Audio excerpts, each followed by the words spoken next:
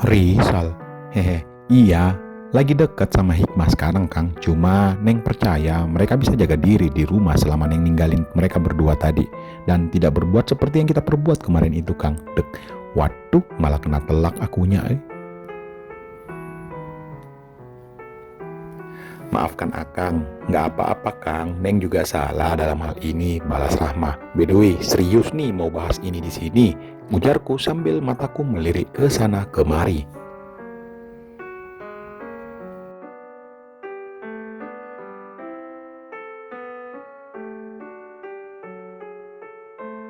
Mengingatkan Rahma jika hal ini tidak seharusnya kita bahas di sini dan dalam situasi harap-harap cemas menunggu hasil pemeriksaan lanjutan si Kalila. Aku lantas meraih tangannya, dia tak menariknya. Ku genggam sesaat, aku lalu berbisik, aku sungguh menyayangimu. Kang, balas Rahma ikut berbisik.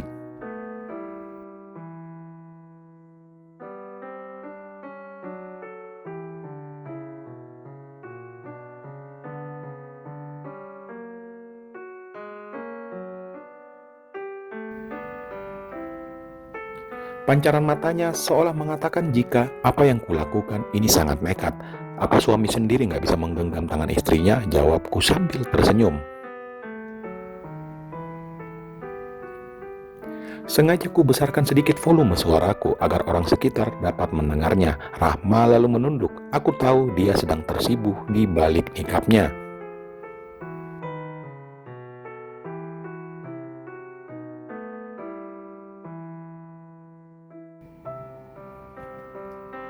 Aku menariknya mendekat.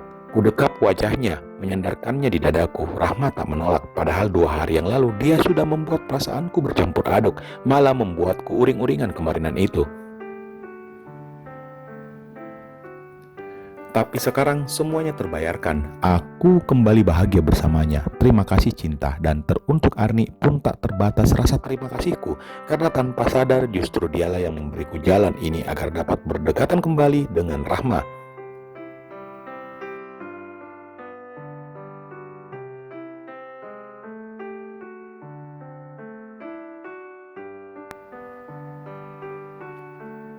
Beberapa puluh menit kemudian, di saat Rahma tak lama memejamkan mata, bersandar di dadaku, si suster datang dan membawakan hasil lab periksa darah si Kalila.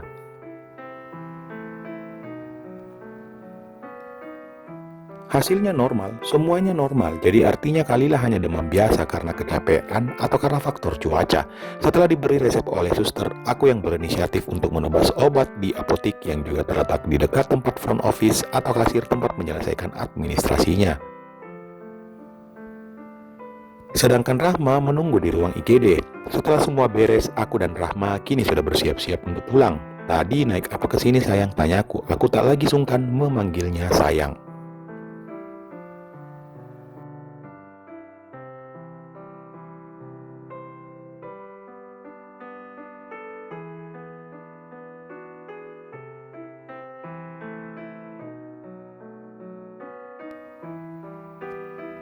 Rahma menarik nafas sesaat, kemudian menunduk sebelum menjawab pertanyaanku. Naik Grab, Kang.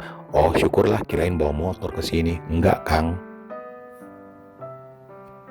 Ya udah, kamu sama Dede naik Grab aja. Nanti Akang ikut dari belakang karena Akang naik motor ke sini tadi. Iya, Kang. Akang juga pulang aja langsung. Kasihan Arni nungguin di rumah, balas Rahma. Aku terdiam sesaat. Enggak, Akang akan nemenin sampai di rumah. Enggak perlu, Kang. Nanti belum sempat ia menyelesaikan ucapannya. Aku menyela dengan cepat.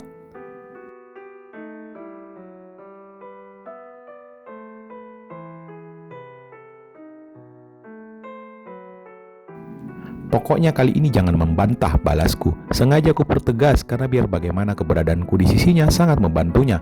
Dan aku nggak mau dia kenapa-kenapa. Alhasil Rahmat tak dapat melakukan protes kepadaku. Sungguh ingin rasanya aku bersorak.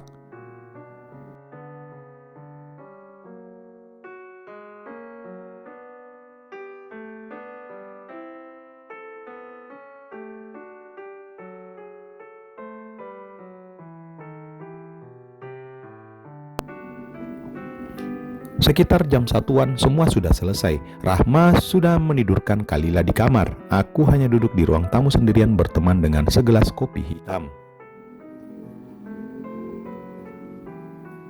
Bagaimana dengan Arni? Aku sudah mengirimkan pesan kepadanya. Kalau semua baik-baik saja, Rahma dan Kalila sudah tiba di rumah. Arni tentu saja tak akan permasalahkan hal ini. Toh ini juga yang ia inginkan, bukan?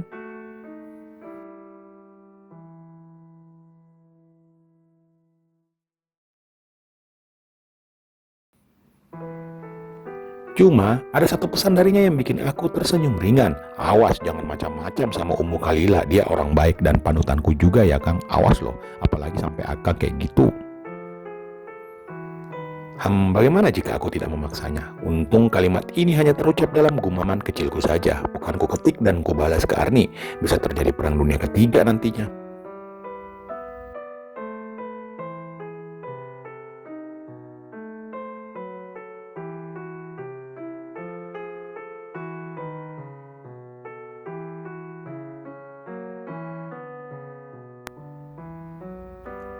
Oh ya, si Hikmah di mana ya? Sudah sejam aku di rumah tapi aku tidak melihatnya.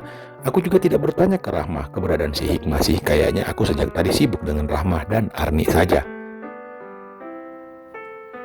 Sampai-sampai mengabaikan kejadian penting si Hikmah bersama si Rizal kekasihnya itu. Tak lama Rahmah keluar dan menghampiriku.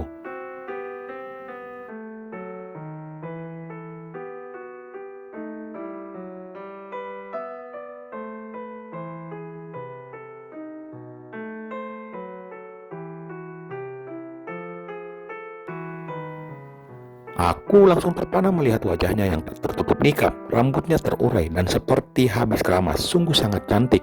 Aroma wewangian menyembur dan merasuki hidung hingga membuat jantungku berdetak tak berirama. Beberapa detik aku terdiam, terpaku pada keindahan dari ciptaan sang pemilik semesta ini. Rahma juga ikut terdiam dan matanya tertuju pada dirinya sendiri. "Kenapa Kang?" tanyanya.